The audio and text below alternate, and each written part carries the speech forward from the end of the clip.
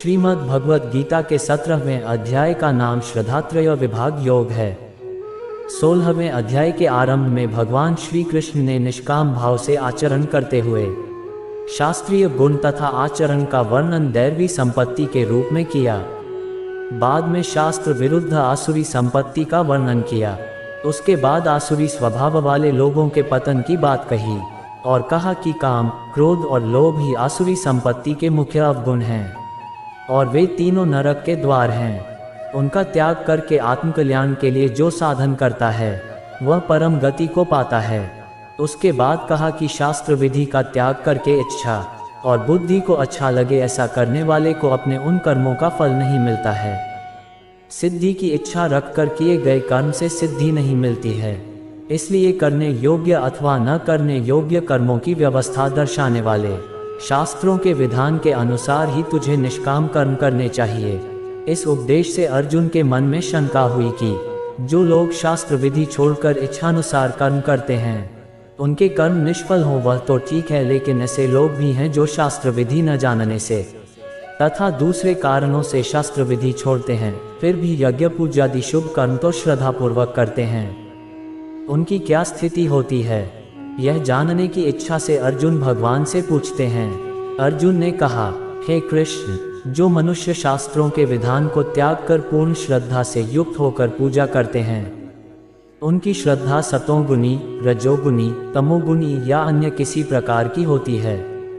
श्री ने कहा, शरीर धारण करने वाले सभी मनुष्यों की श्रद्धा प्रकृति गुणों के अनुसार सात्विक, राजसी और तामसी तीन प्रकार की ही होती है। अब इसके विषय में मुझसे सुन। हे भरतवंशी, सभी मनुष्यों की श्रद्धा स्वभाव से उत्पन्न अर्जित गुणों के अनुसार विकसित होती है।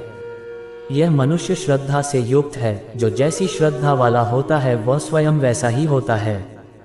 सात्विक गुणों से युक्त मनुष्य अन्य देवी देवताओं को पूजते हैं, राजसी गुणों से युक्त मनुष्य यक्ष और राक्षसों को पूजते हैं और अन्य तामसी गुणों से युक्त मनुष्य भूत प्रेत आदि को पूजते हैं।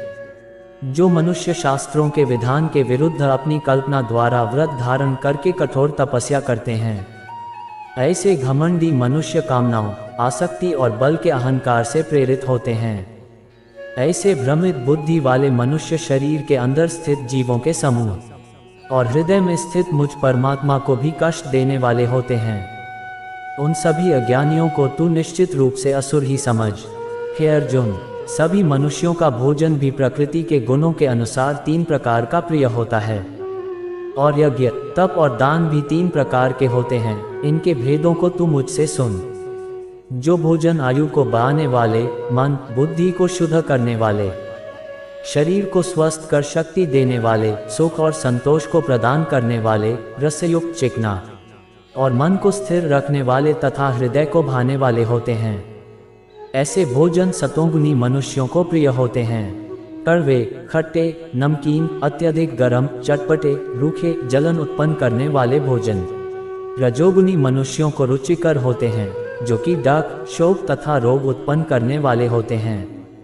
जो भोजन अधिक समय का रखा हुआ, स्वादहीन, दुर्गंध युक्त, सड़ा हुआ, अन्य के द्वारा झूठा किया हुआ और अपवित्र होता है, वह भोजन तमोगुनी मनुष्यों को प्रिय होता है। जो यज्ञ बिना किसी फल की इच्छा से शास्त्रों के निर्देशानुसार किया जाता है और जो यज्ञ मन को स्थिर करके कर्तव्य समझकर किया जाता है वह सात्विक यज्ञ होता है।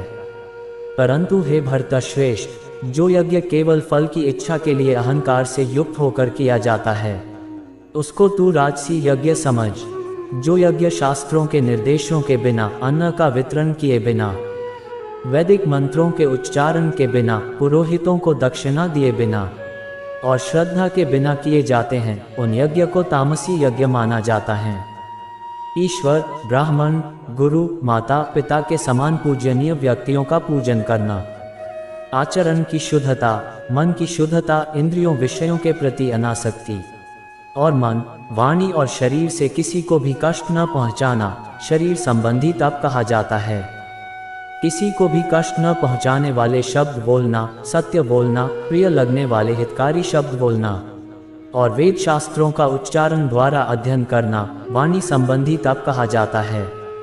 मन में संतुष्टि का भाव, सभी प्राणियों के प्रति आदर का भाव, केवल ईश्वरीय चिंतन का भाव, मन को आत्मा में स्थिर करने का भाव और सभी प्रकार से मन को शुद्ध करना। मन संबंधी तप कहा जाता है। पूर्ण श्रद्धा से युक्त होकर मनुष्यों द्वारा बिना किसी फल की इच्छा से उपर्युक्त तीनों प्रकार से जो तप किया जाता है उसे सात्विक तप कहा जाता है। जो तप आदर पाने की कामना से, सम्मान पाने की इच्छा से और पूजा कराने के लिए स्वयं को निश्चित रूप से कर्ता मानकर किया जाता है, उसे क्षणिक फल देने वाला राजसी तप कहा जाता है।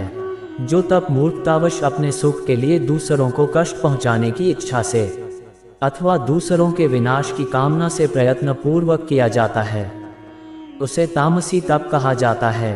जो दान कर्तव्य समझकर बिना किसी उपकार की भावना से उचित स्थान में, उचित समय पर और योग्य व्यक्ति को ही दिया जाता है, उसे सात्विक दान कहा जाता है।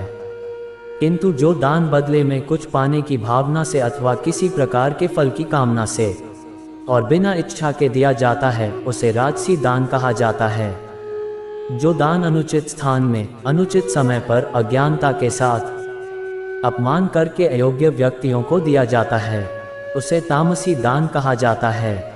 सृष्टि के आरंभ से ओम इस प्रकार से ब्रह्म को उच्चारण के रूप में 3 प्रकार का माना जाता है और इन तीनों शब्दों का प्रयोग यज्ञ करते समय ब्राह्मणों द्वारा वैदिक मंत्रों का उच्चारण करके ब्रह्म को संतुष्ट करने के लिए किया जाता है। इस प्रकार ब्रह्म प्राप्ति की इच्छा वाले मनुष्य शास्त्र विधि के अनुसार यज्ञ, दान और तप रूपी क्रियाओं का आरंभ सदैव ओम शब्द के उच्चारण के साथ ही करते हैं। इस प्रकार मोक्ष की इच्छा वाले मनुष्यों द्वारा बिना किसी फल की इच्छा से अनेकों प्रकार से यज्ञ, दान और तप रूपी क्रियाएं शब्द के उच्चारण द्वारा की जाती हैं। हे पृथापुत्र अर्जुन, इस प्रकार साधु स्वभाव वाले मनुष्यों द्वारा परमात्मा के लिए सत शब्द का प्रयोग किया जाता है तथा परमात्मा प्राप्ति के लिए जो कर्म किए जाते हैं उनमें भी शब्द का प्रयोग किया जाता है। जिस प्रकार यज्ञ से, तप से और दान से जो स्थिति प्राप्त होती है उसे भी ही कहा जाता है और उस परमात्मा की प्रसन्नता लिए जो भी कर्म किया जाता है वह भी निश्चित रूप से ही कहा जाता है। हे पृथापुत्र अर्जुन, बिना श्रद्धा के यज्ञ, दान और तप के रूप में जो कुछ भी संपन्न किया जाता है वह सभी कहा जाता है, इसलिए वह न तो इस जन्म में लाभदायक होता है और न ही अगले जन्म में लाभदायक होता है। इस प्रकार उपनिषद, ब्रह्मविद्या तथा योग शास्त्र रूप श्रीमद् भगवद गीता के श्री कृष्ण अर्जुन संवाद में श्रद्धात्रय विभाग योग नाम का 17वां अध्याय संपूर्ण हुआ।